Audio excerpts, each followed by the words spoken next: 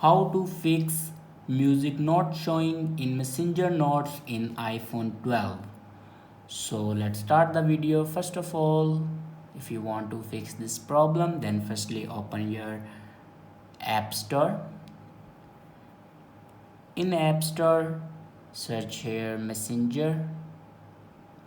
Now here you can check your Messenger have any update. If your Messenger have any update, then here you can see the update option.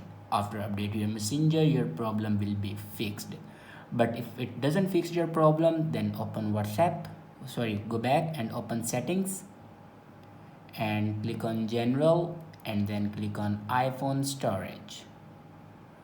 Now scroll down and here you can see the option Messenger. Click on it. Now here you can offload your Messenger app and reinstall it. After doing these steps, your problem will be fixed. I hope this video is helpful for you. Thanks for watching.